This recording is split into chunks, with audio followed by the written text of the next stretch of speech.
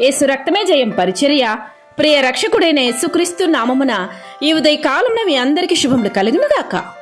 మనము బ్రతికినను ప్రభు కోసమే బ్రతుకుచున్నాము, చనిపోయినను ప్రభు కోసమే చనిపోచున్నాము. కాబట్టి మనము బ్రతికినను చనిపోయినను ప్రభు వారమై ఉన్నామని దేవుని వాక్యము సెలవిస్తున్నది.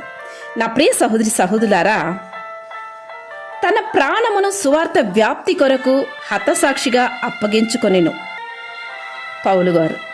వారు అంతగా తమను తాము మరణానికి అప్పగించుకోవడానికి కారణం ఏమిటో తెలుసా? క్రీస్తు ప్రేమను ఇతరులకు పంచిపెట్టాలి అనే ఉద్దేశంతో క్రీస్తు ప్రేమ తనను నిమగ్న చేసింది కనుకనే. సువార్త సేవలు ఎన్నో అవమానాలు, కష్టాలు, నష్టాలు, వ్యతిరేకతలు, నిందలు, పోరాటాలు వచ్చినప్పటికి కూడా ఎప్పుడు కానీ తలవంచక దేవుడు నీ చేతికిచ్చిన పనిని జరిగించుము. దేవుడు నిన్ను ఆశీర్వదిస్తాడు. క్రీస్తు ప్రేమ నిన్ను ఇంకెక్కువగా ముందుకు చేర్చును.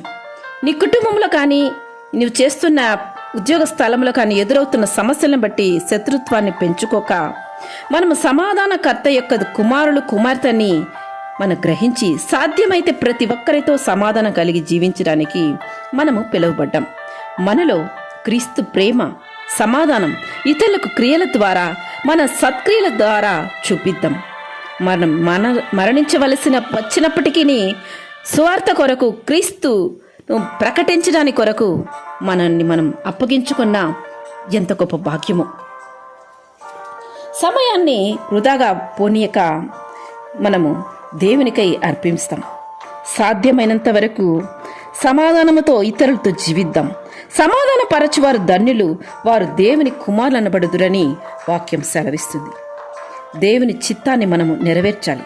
ప్రభువా ప్రభువా అని ప్రార్థన చేయి ప్రతివాడు నాకు పాత్రుడు కాడు, కానీ నా తండ్రి చిత్తం నెరవేర్చువాడే పరలోకానికి వెళుతాడని యేసు సెలవిచ్చాను.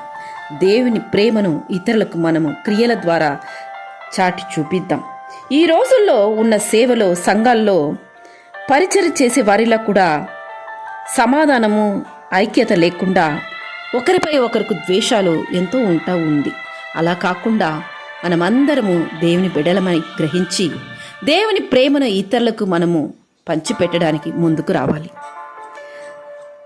ఏదో ఇది ఉద్యోగం అని అనుకోవడమో, లేక ఇందు నిమిత్తం మనము డబ్బులు సంపాదించాలి అనే దురుద్దేశంతో దేవుడు చెప్పని విషయాన్ని దేవుడు చెప్పారని ఇతరులను మోసపుచ్చే విధంగా కాకుండా దేవునికై భయభక్తులుగా నీవు ఆయనకు సేవను చేయాలి. సేవ చేస్తున్న బిడ, నీవు దేవునికై అర్పింపబడిన వారిని, దేవుడిచే పిలువబడిన వ్యక్తివని ముందు గ్రహించాలి.